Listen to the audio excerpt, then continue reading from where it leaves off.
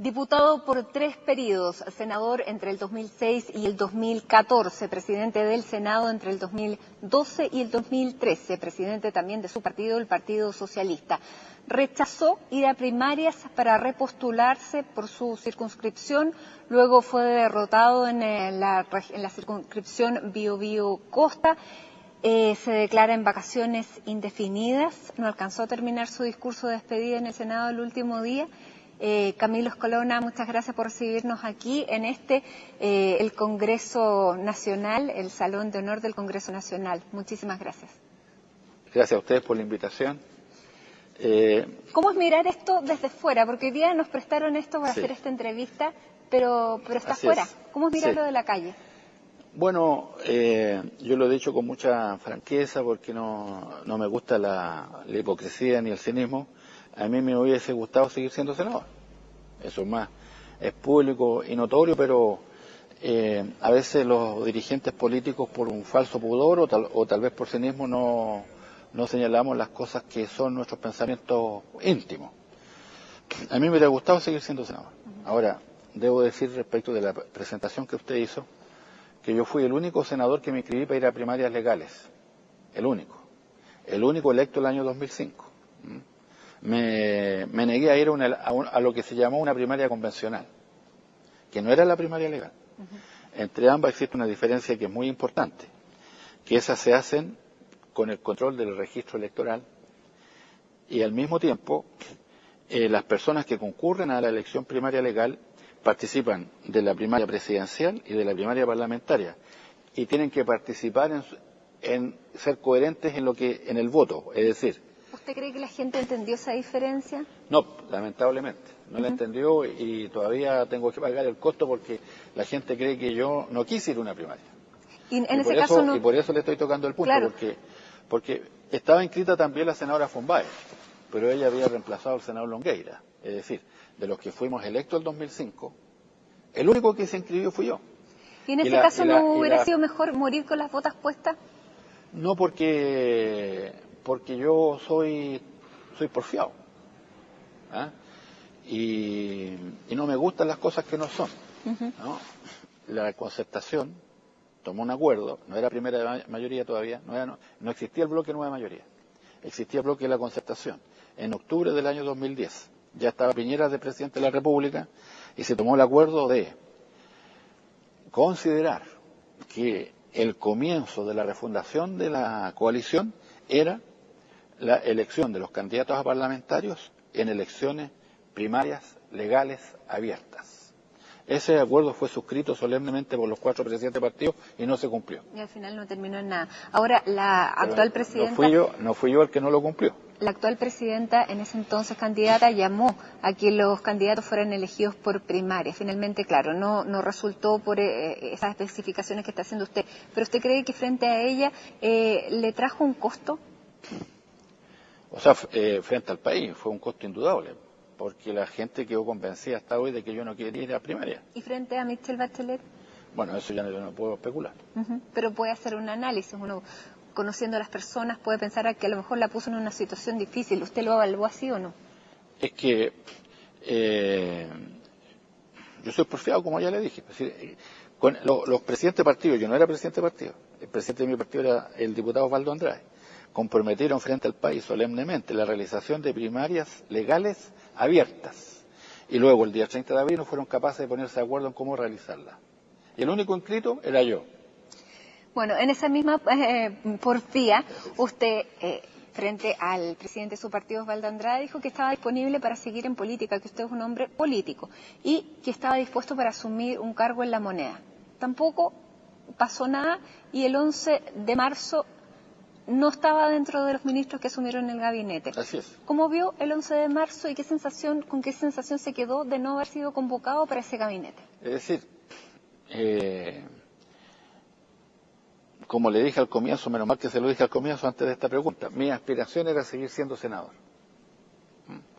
De manera que cuando el 11 de marzo yo quedé fuera del circuito político formal, porque del circuito político real sigo formando parte en el debate y en las opiniones que puedo entregar.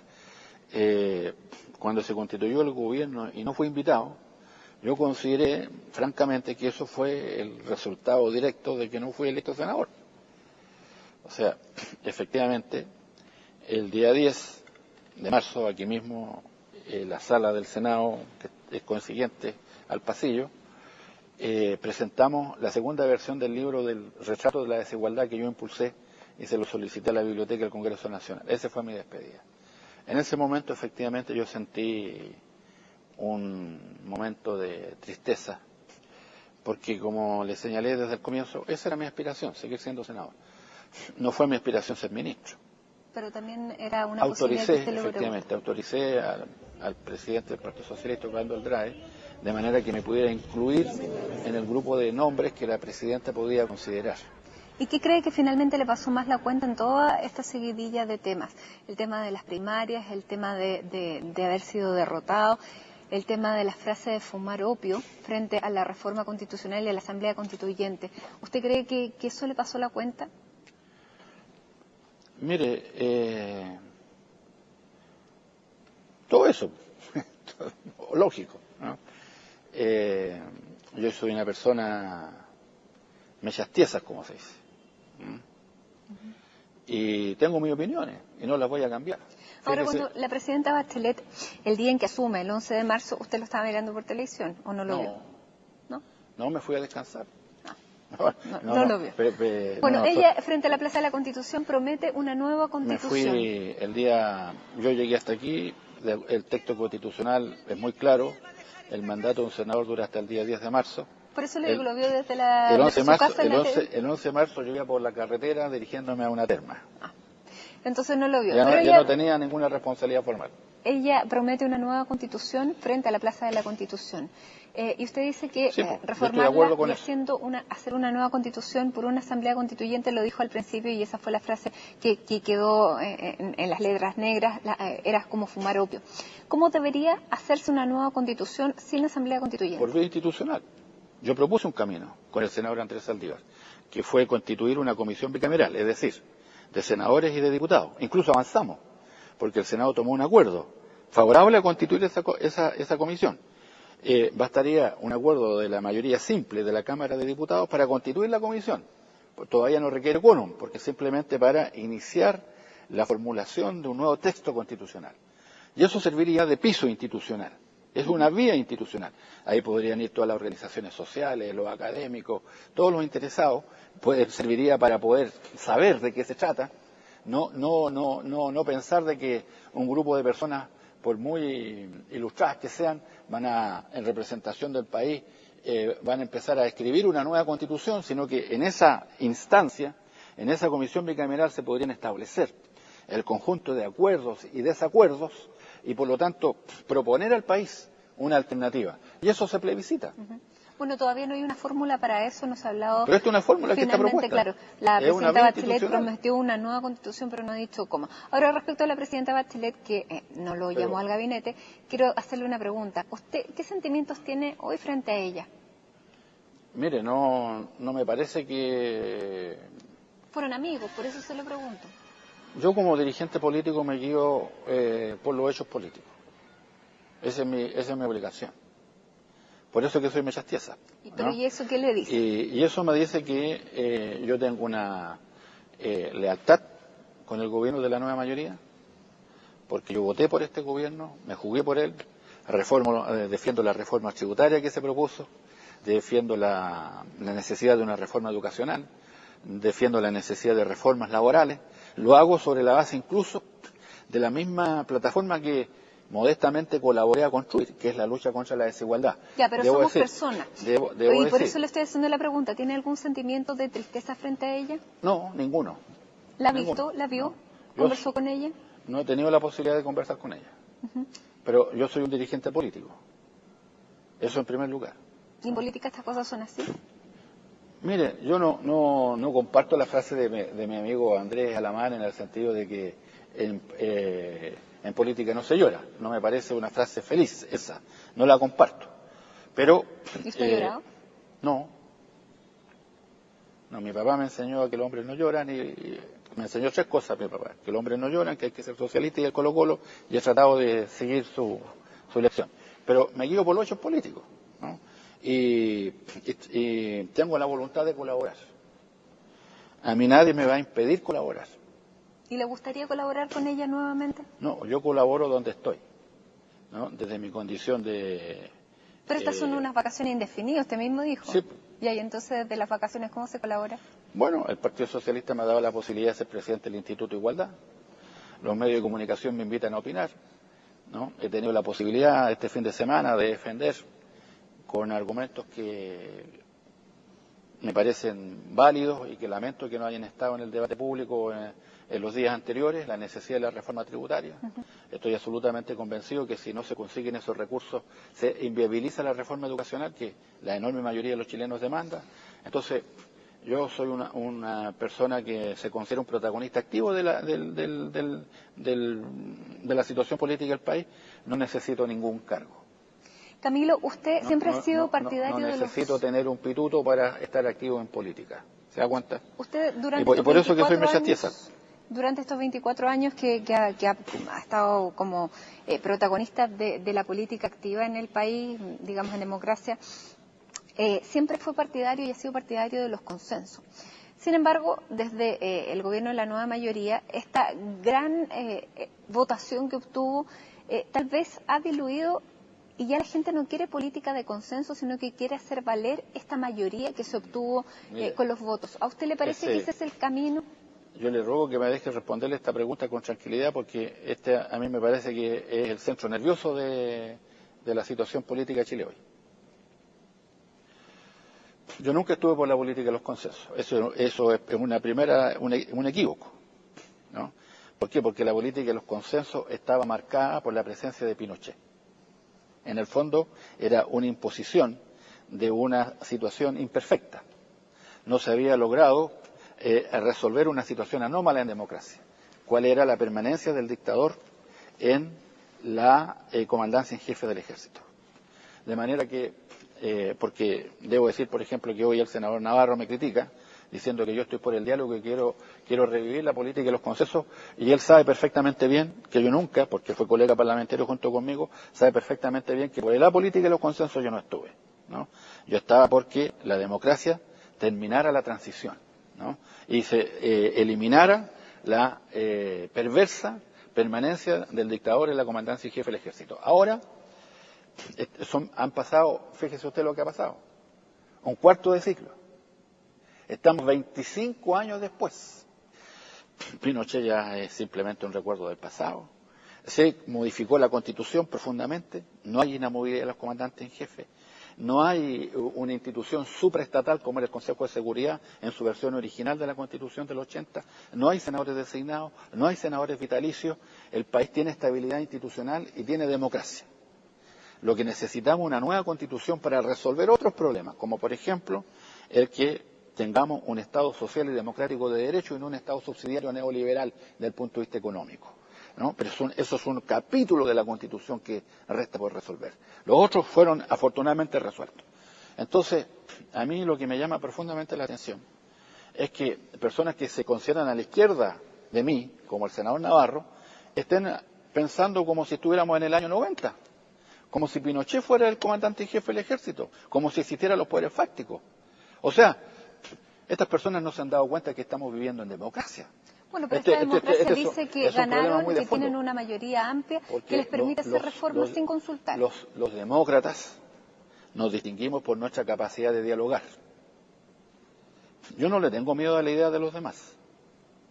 Estuve en la mañana en un foro, que afortunadamente me invitó una radio, y puedo tener un diálogo bastante intenso y a fondo con un interlocutor que piensa completamente diferente que yo. Entonces, si nosotros pensamos que este gobierno se propone llevar adelante un proceso de reformas, no una reforma, no la reforma tributaria, este gobierno quiere llevar adelante la reforma tributaria, la reforma educacional, una reforma laboral, una reforma a la salud, quiere llevar adelante también cambios en el ámbito de la seguridad pública, de las políticas indígenas, o sea, encadena un proceso de reforma. Eso lo va a llevar adelante aplicando siempre la mayoría simple que existe en el Parlamento? ¿No se han dado cuenta, por ejemplo, que para cualquier materia que dice relación con seguridad social necesitamos quórum calificado? Modificar el tema de las AFP requieren quórum calificado. O sea, estas personas que se supone que piensan en el país a largo plazo, como el senador Navarro, no se han percatado, no han tenido la seriedad de estudiar, no se han dado el tiempo para poder llegar a la conclusión de que con la reforma tributaria comienza un proceso de reformas que necesariamente tiene que ir junto con otras nuevas reformas ¿Y usted cree que para eso necesitamos y que para eso a necesitamos este diálogo que y usted que para propone? eso necesitamos mayoría nacional para llevar adelante las reformas que se comprometieron con el país? El gobierno de Bachelet necesita contar con una mayoría nacional que sustente esas reformas. ¿Y usted cree que este oficialismo está dispuesto a iniciar este diálogo o es un oficialismo que, como lo calificó recientemente el ex senador Larraín, es un gobierno de matonaje? No, yo por eso dije que no me parece a mí el clima de crispación política, a pesar de que el presidente de mi partido dice que no hay una crispación política, pero cuando nos estamos tratando a otros de matones, es precisamente porque hay un diálogo imperfecto. ¿Y qué se ha hecho mal? Entonces, lo que yo sostengo es que si nosotros queremos ayudar a que el gobierno le vaya bien, no tenemos por qué seguir crispando el escenario político nacional. ¿Cómo se está crispando? ¿Usted cree que las palabras y esta figura que hizo el senador Quintana no colaboraron en nada? La misma presidenta llamó a no hacer caricatura. Pero los lenguajes, digamos, son importantes en este actor político. La imagen de la red Choscador es profundamente no solo desafortunada en el sentido de que es una imagen amenazante, sino que no representa lo que nosotros queremos hacer. Porque nosotros aspiramos a llevar adelante las reformas sobre la base de la estabilidad democrática que nosotros le hemos dado a Chile. Si nosotros fuimos la coalición que gobernó durante 4 gobiernos seguidos, naturalmente ahora se incorporó el Partido Comunista, pero cualitativamente las cosas no cambiaron en su naturaleza. Claro, pero no solamente lo habla el senador Quintana, sino que también el senador Girardi ha hablado de que finalmente ahora se van a hacer las cosas que no se hicieron antes. Porque antes nunca tuvimos mayoría en las dos. Tuvimos un periodo chico, pequeño, mayoría en las dos cámaras. Y ocurrió lo mismo que ahora. Se exacerbó el lenguaje y no fuimos capaces de sacar adelante las tareas y perdimos la mayoría. ¿Qué es lo que ocurrió? El senador Saldívar se fue, Adolfo se fue de la Democracia Cristiana, el senador Flores se fue del PPD, perdimos 4 o 6 diputados de la Cámara de Diputados y quedamos de minoría en las dos cámaras. Camilo, ¿cuán peligroso es tener una mayoría tan amplia? Le dejo la pregunta formulada, tenemos que hacer un corte y ya regresamos.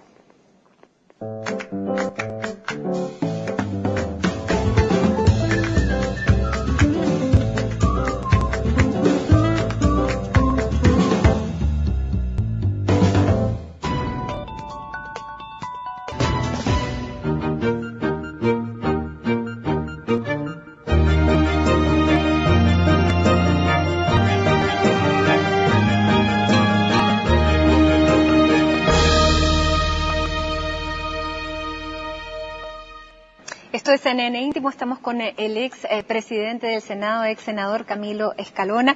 Camilo, bueno, estábamos hablando de los riesgos de tener estas grandes mayorías. Perdió el gobierno de Michelle Bachelet, en su anterior gobierno perdió esta mayoría en las cámaras que tenía. ¿Qué riesgos hay ahora? Lo que pasa es que no tenemos una mayoría tan amplia. Como le decía, mire, yo fui testigo en la campaña. La entonces candidata presidencial expresaba frente a un mitin sus 3 reformas estructurales. Decía, vamos a llevar adelante la reforma tributaria, una reforma educacional y una reforma por una nueva constitución. Y la gente gritaba en todas partes, decía, y las pensiones, etcétera. Bueno, la presidenta incorporó el tema de las pensiones en un lugar destacado, tanto así que se va a constituir una comisión para estudiar la reforma al sistema de la AFP. También recogió en los mítines, porque el programa no era una cosa cerrada, sino que estaba abierta al contacto con la comunidad, a la necesidad de reformas laborales, negociación colectiva, sindicalización, etcétera. Esas materias necesitan una mayoría que nosotros no tenemos en las cámaras. Eso se necesitan quórum calificado. Entonces, los que piensan que con una mayoría simple, con una mayoría limitada se puede hacer cualquier cosa, están profundamente equivocados. Pero ahora hay un Congreso nuevo, un Congreso que tiene amplitud, que tiene Evópolis, que tiene algunos senadores independientes que pero podrían... no son de gobierno. No, pero podrían ser conquistables, ¿o no? ¿Y para eso qué se necesita? Lo que yo digo, dialogar. Si uno piensa que atacando a todos los rivales al mismo tiempo va a constituir las mayorías que se necesitan, yo siento que toda la comunidad compartirá conmigo que eso no es así. ¿Y de quién es la responsabilidad de esta, a lo mejor, entre comillas, arrogancia? Uno tiene que lograr establecer los canales de comunicación con los diferentes interlocutores y poder establecer con ellos los niveles de acuerdo que le permitan avanzar.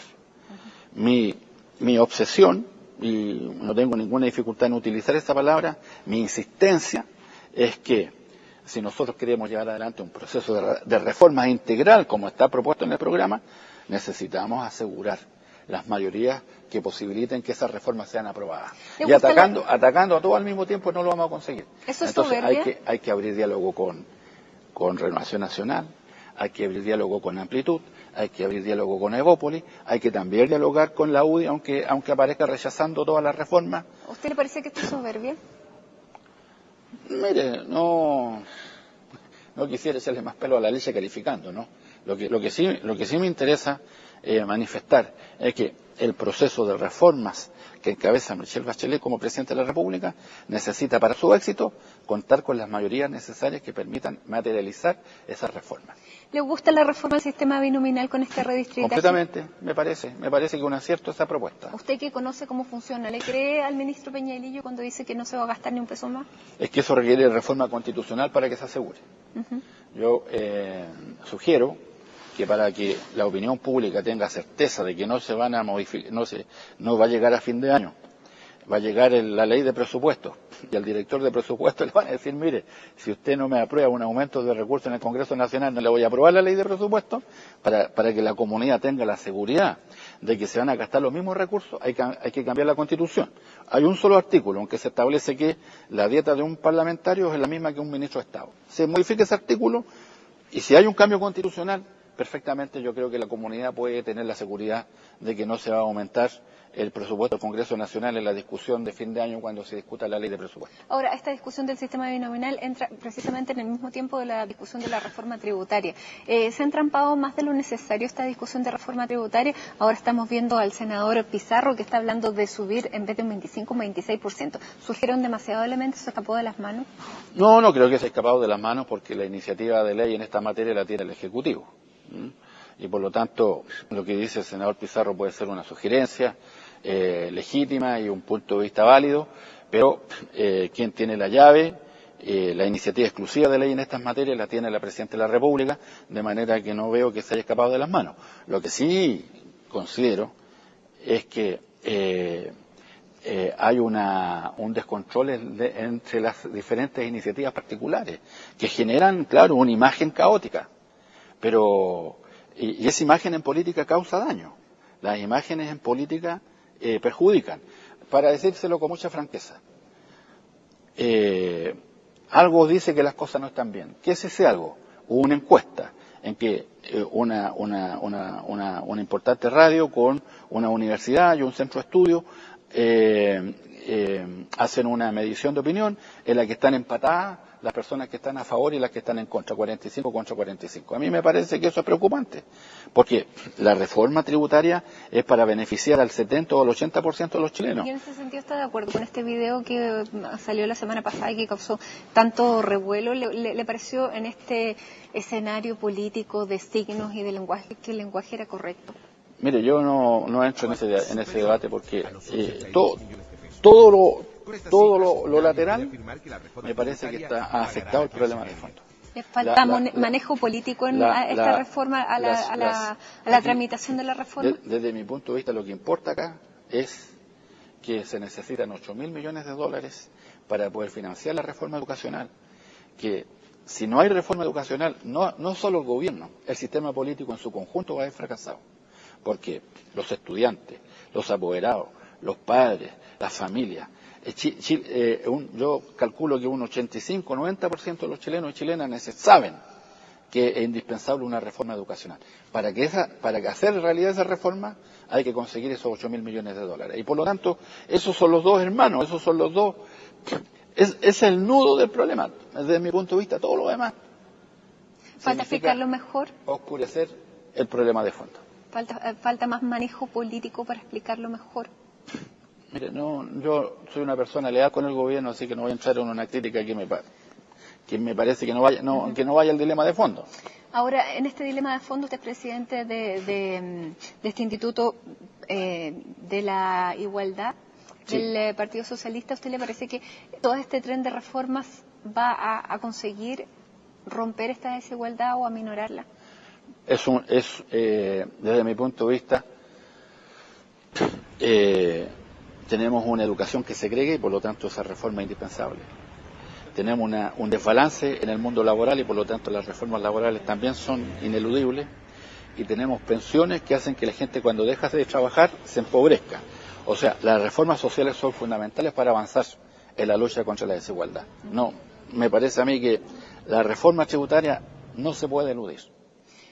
Ahora, Camilo, usted en estas vacaciones atípicas o estas vacaciones que están ahí medias desdibujar, ¿no son tan vacaciones? Está presidiendo este instituto y también está haciendo clases. Debutó como docente en la Universidad Miguel de Cervantes en Ciencia Política y Administrativa. Una carrera de 5 años en esta universidad que pertenece gran parte a Gutemel Martínez. ¿Se siente cómodo haciendo clases? Me ha gustado, fíjese, me ha gustado. ¿Usted cree que son necesarios 5 años para una carrera como esa? Mire, es que no me considero a mí un académico consumado, ¿no? Yo inicié este proceso en el semestre de primer año en una materia que yo domino perfectamente bien, que es el proceso legislativo, ¿no? Y siento que a los estudiantes, hombres y mujeres que concurren a esta clase, en que yo les puedo hablar de la diferencia del régimen político presidencial respecto del régimen parlamentario, semiparlamentario, de la relación entre el Congreso Nacional y el Ejecutivo, etcétera, el balance de los poderes del Estado, en fin, yo les puedo colaborar a enriquecer su formación. Y esa es mi tarea. No es filosofar sobre el total de la educación superior. ¿Pero cree que el ministro Izaguirre calificaría a la universidad y a esta carrera como un título de baquelita? Mire, el proceso de acreditación tiene que ser llevado adelante por los organismos técnicos calificados. No me parece a mí que un ministro tenga que descalificar a nadie a través de sus dichos. O sea, yo entiendo que esas son palabras que tal vez él me imagino que él estará arrepentido de esos juicios, porque han mostrado una imagen de un ministro de Educación que descalifica, y por esencia un ministro de Educación no debe descalificar. ¿A usted no le complica hacer clases en una universidad privada cuando toda la discusión del gobierno que usted apoya está por llegar hacia una educación pública?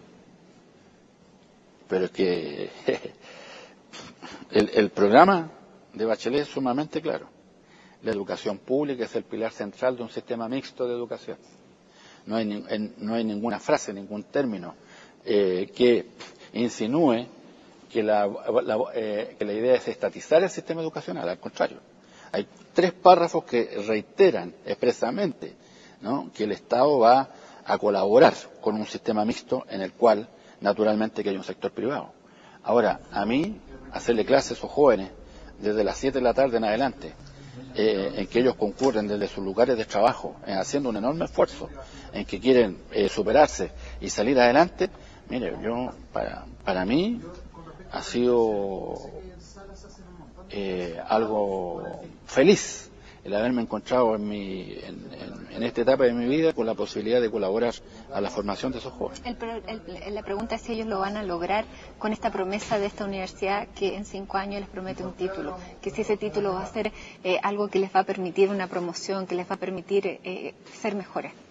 Mire, yo parto de la base que por su sola naturaleza, su desarrollo cultural les va a permitir ser mejores, ¿no? Por su propia naturaleza.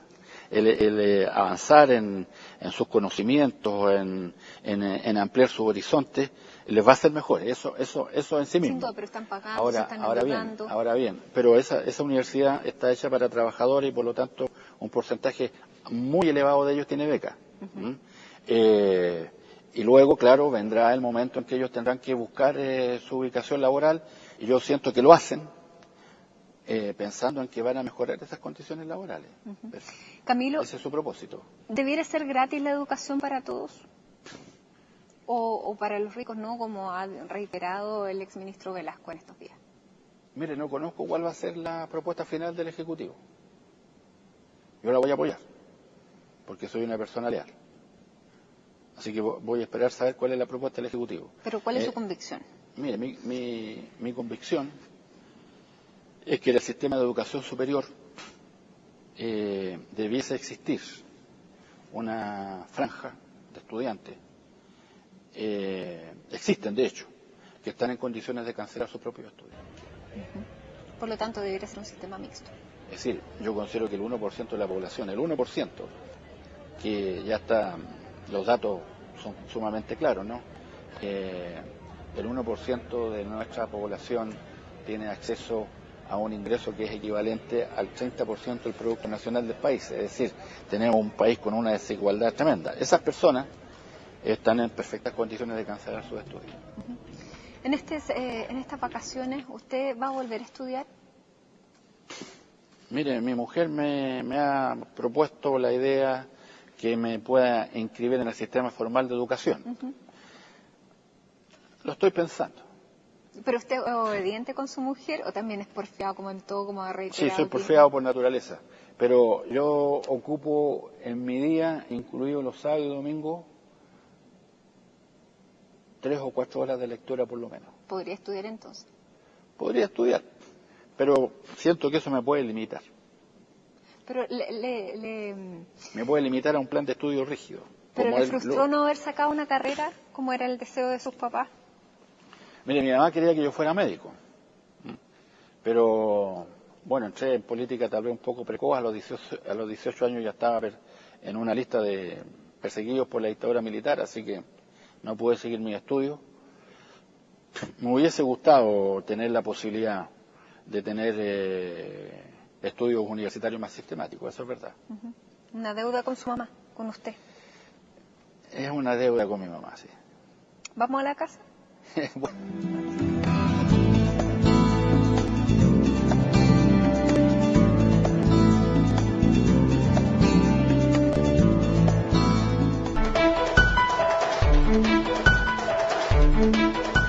Bueno, Camilo, llegamos a la casa. Sí, ¿Dónde estamos? Esta era mi casa, pero no era así, ¿eh? Aquí había un jardín y claro, la casa de atrás sí, no tenía esas ventanas hacia afuera, tenía las ventanas como la casa de la esquina, y aquí viví desde el año 61 hasta el año 73. ¿Y esta es la población de los panaderos? Sí, la mitad era de panaderos, de aquí hasta la primera avenida, desde la primera a la segunda avenida de molinero. Fue la caja de los obreros molineros y panificadores la que financió el proyecto que permitió construir esta población. Camilo, usted llegó cuando tenía 6 años de edad aquí a esta casa. Cuando se pararon acá, su mamá les dijo, llegamos, este es un palacio. Sí, porque nosotros vivíamos en la cisterna a la altura del paradero 18, era un conventillo, ¿no? Había un pasillo central, habitaciones a un lado y otro, cada familia vivía en una sola pieza o habitación, vivíamos estrechos, hacinados en parte, y lo que más amargo en mi recuerdo es que al final del pasillo había un pozo negro y ese era el lugar donde teníamos que cumplir nuestras tareas sanitarias. Así que el cambio desde ese conventillo a esta casa fue un cambio notable. ¿Usted se acuerda todavía de ese pozo y ese pese que era tan chico? Sí, bueno, eso me quedó marcado. Y por eso que, por ejemplo, cuando fui diputado en Arauco, lo que más me preocupé siempre fue trabajar por lo que se llaman los programas de mejoramiento de barrio, que precisamente urbanizan los asentamientos urbanos para que las familias puedan tener un baño digno para ellas y para los suyos. ¿Y cómo fue su niñez aquí? Alegre. Yo iba a la escuela, tenía que ir a la Gran Avenida y luego ir hasta el paradero 15. Después fui al Liceo 6, cruzaba esta calle que no tenía la circulación que tiene ahora allá en Tristán Mata, se paraba la micro, que era la 11:30, y me iba hasta el Paradero 6 de San Miguel, donde hice la secundaria. ¿Tiene amigos todavía de esa época o no? Poco. Los sobrevivientes somos pocos.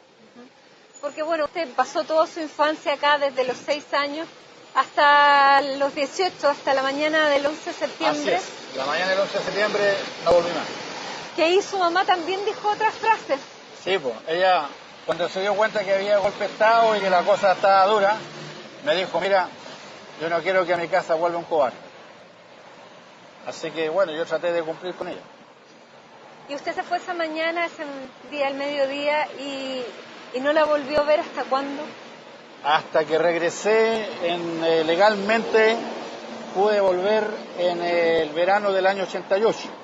Antes del 82 al 88 estuve clandestino. Y muchas veces pasé la Renca Ñuñoa, que entre otras cosas el Transantiago eliminó. La Renca Ñuñoa pasaba por aquí y di vuelta. Y yo más de alguna vez me subí a la Renca Ñuñoa para pasar aquí a ver si veía a mi mamá. Y efectivamente una vez la vi.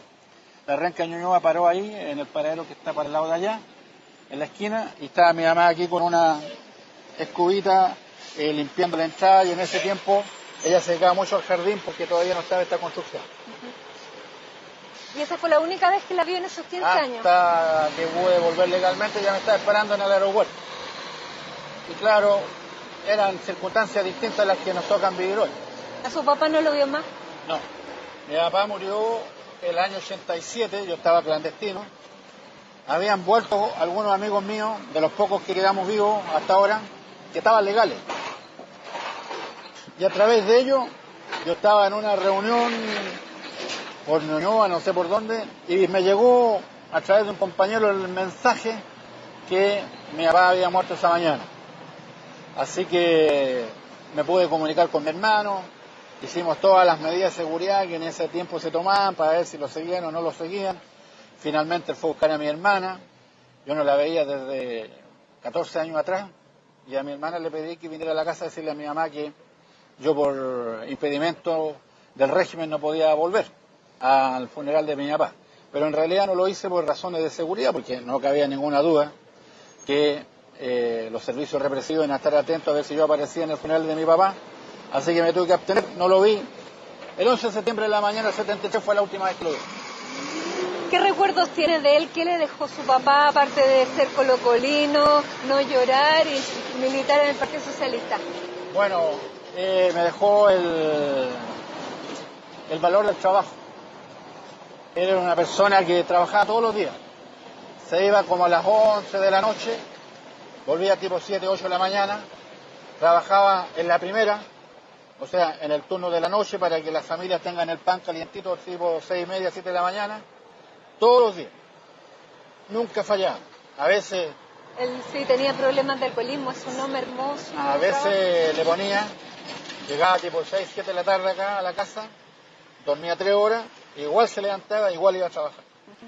Y yo creo que eso le jugó una mala pasada en una oportunidad que llegó tipo 7 de la mañana con un dedo menos, la máquina se lo había cortado. Y él era machista. Así que cuando mi mamá le dijo, ¿qué te pasó, Camilo? Y trató de ser cariñosa con él, él no se salió de su rol de macho y le dijo, déjame tranquilo, no es que me corté el dedo. Y efectivamente tenía el brazo aquí en cabestrillo, le había llegado con un dedo menos después de la jornada laboral. Esa vez, lógico, por obligación, estuvo algunas semanas sin trabajar. Pero a pesar de las circunstancias que hubieran, él todos los días se preocupaba de ir a trabajar para que la familia tuviera como comer y no le faltara nada. ¿Le dolió eso que su papá fuera alcohólico? Mire, era doloroso para mí como niño, pero siempre admiré que él luchó contra eso, porque se hizo tratamiento. Y lo hacía a pesar de que era en ese tiempo doloroso. Recuerdo que eran unas inyecciones que colocan en el abdomen, que según comentaba él eran difíciles y le producían un gran dolor.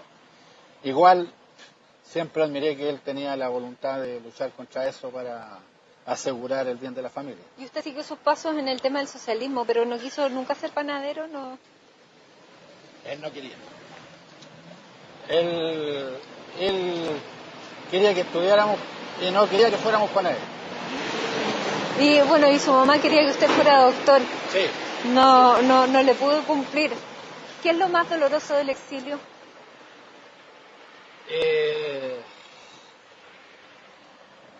Es que son muchas las cosas dolorosas del exilio, es difícil decir cuál más dolorosa que la otra, pero una, claro, es no ver a los papás, a la familia. Lo más doloroso del exilio son las noticias que llegan cuando a un compañero lo detuvieron y lo mataron. Por ejemplo, mi compañero de banco, Eduardo Muñoz se llamaba él, Eduardo Muñoz Tapia, era un muchacho de 18 años, lo tomó la DINA en agosto del año 74, querían que entregara a los compañeros que trabajaban con él, no lo entregó, lo ejecutaron, lo asesinaron, le sacaron los ojos, apareció su cadáver en una playa en Santo Domingo. Entonces, cuando uno está en el exilio tiene miedo de recibir noticias, porque a veces esas noticias, claro, son gratas, que son noticias de la familia, pero lo más duro es la incertidumbre que en esa carta o en esa noticia venga, por ejemplo, la que me llegó a mí, que mi compañero de banco, mi amigo, había sido asesinado. O sea, de exilio dorado, el que habla mucha gente. No, yo creo que no hay exilio dorado. Puede que haya personas que logran tener una mejor fortuna que otras, como es natural, que puedan estudiar, que puedan, qué sé yo, reinsertarse. Es lógico que a uno le va mejor que a otros, pero el exilio dorado como tal yo no creo que exista. Camilo, han pasado muchos años desde que usted se fue, 40 años, desde que se fue de esta casa cambió. Hoy día vive un carabinero acá. Sí, pues me parece bien, me ha dado una buena impresión. Las paradojas de la vida cambió tanto. Sí, pero mire, yo he desmistificado a lo largo de mi vida muchas cosas. Yo creo que los carabineros de hoy no tienen nada que ver con los carabineros del año 85 cuando degollaron a Guerrero, Pará y Natino. Yo creo que son otros carabineros, son otras personas, tienen otra mentalidad. ¿Qué le ha parecido volver a su casa? Ha sido emocionante. Hace 2 años y medio que no venía. Pero no había entrado antes. No, porque cuando vine no había nadie. Y ahora tocó esta coincidencia que efectivamente está el dueño de casa, un cabo de carabineros que tuvo la gentileza de permitirme entrar y de poder hacer recuerdos en lo que fue mi hogar cuando era niño. Aquí usted se forjó y entró a militar como militante del Partido Socialista. Mirándose el futuro, usted no se quiso ir a ninguna parte, está en estas vacaciones raras. ¿Quiere volver a presidir el Partido Socialista?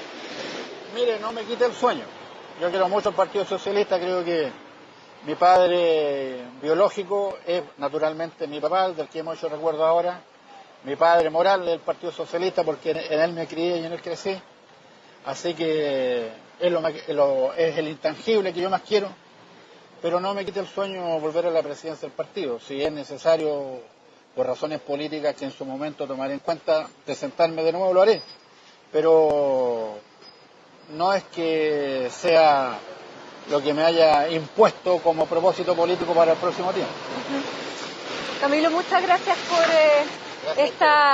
este tiempo y esta conversación, tanto en el Senado, donde ya no está, como en esta que fue su casa durante tantos años. Usted comprenderá ahora que eran muy profundas las razones que me hicieron pensar que en ningún caso iba a aceptar una embajada como parte de mi futuro político. Así que me fue muy difícil volver y no pienso irme de Chile. Muchas gracias, Camilo.